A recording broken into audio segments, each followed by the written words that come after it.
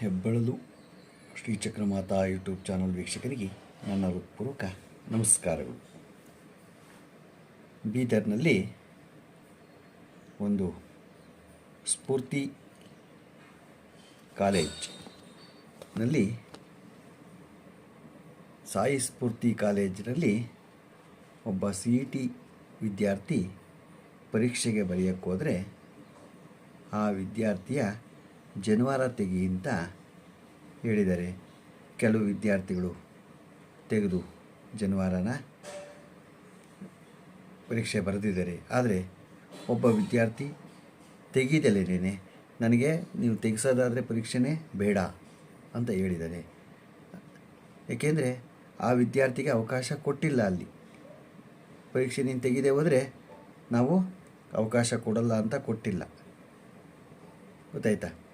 ಇನ್ನು ಮುಂದೆ ಆಮೇಲೆ ಈ CET ಪರೀಕ್ಷೆಗಳಲ್ಲಿ ಕೆಲವರಲ್ಲಿ ಮಾಂಗಲ್ಯ ತೆಗಿ ಅನ್ನೋದು, ಆಮೇಲೆ ಮೂಗ್ಬಟ್ಟು ತೆಗಿ ಅನ್ನೋದು, ಓಲೆ ತೆಗಿ ಅನ್ನೋದು ನಡೀತಾ ಇದೆ.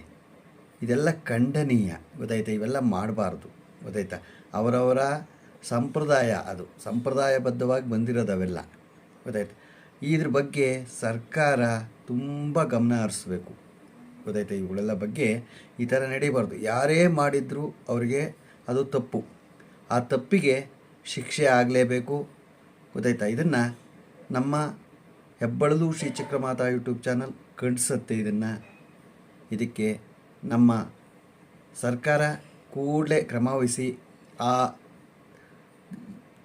ತಪ್ಪಾಗಿರೋದು ಯಾರೇ ತಪ್ಪು ಮಾಡಿದ್ರು ಅವರಿಗೆ ಶಿಕ್ಷೆ ಕೊಟ್ಟು ಆ ವಿದ್ಯಾರ್ಥಿಗೆ ನ್ಯಾಯ ಒದಗಿಸಿ ಮತ್ತೆ ಪರೀಕ್ಷೆಗೆ ಬರ್ಸೋದಕ್ಕೆ ಏನಾರ ಮಾಡಿ ಅವರಿಗೆ ಪರೀಕ್ಷೆ ಕೊಟ್ಟು ಮಾಡಬೇಕು ಅಂತ ಕಳಕಳಿಯಿಂದ ಸರ್ಕಾರವನ್ನು ಒತ್ತಾಯ ಮಾಡುತ್ತೆ. ನಮ್ಮ ಬ್ರಾಹ್ಮಣ ಸಂಘ ಇದೆಯಲ್ಲ, ಅಖಿಲ ಕರ್ನಾಟಕ ಬ್ರಾಹ್ಮಣ ಸಮ್ಮೇಳನವೂ ಇದಕ್ಕೆ ಒತ್ತಾಯ ಮಾಡಿದೆ, ಗೊತ್ತಾಯ್ತಾ?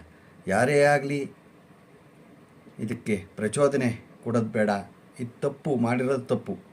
ಆದರೆ ಅವ್ರಿಗೆ ಯಾರೇ ಮಾಡಿದರೂ ಅವ್ರಿಗೆ ಶಿಕ್ಷೆ ಆಗಬೇಕು, ಗೊತ್ತಾಯ್ತು? ಶಿಕ್ಷೆ ಆಗಲೇಬೇಕು. ಮುಂದೆ ಮಾಡಬಾರ್ದು ಈ ಥರ ಯಾರೂ. ಸರ್ಕಾರ ಇದನ್ನು ಗಂಭೀರವಾಗಿ ಪರಿಗಣಿಸಬೇಕು. ಪರಿಗಣಿಸದೆ ಹೋದರೆ ಮುಂದೆ ತೊಂದರೆ ಆಗತ್ತೆ, ಗೊತ್ತಾಯ್ತಾ?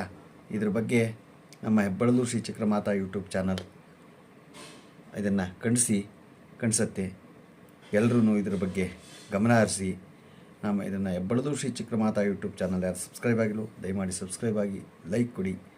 ಇದು ನಿಮ್ಮದೇ ಚಾನಲ್ ಆಗಿರೋದ್ರಿಂದ ನಮ್ಮ ಲಿಂಕನ್ನು ಬೇರೆ ಗ್ರೂಪ್ಗಳಿಗೆ ಫಾರ್ವರ್ಡ್ ಮಾಡಿ. ನಮಸ್ಕಾರಗಳು.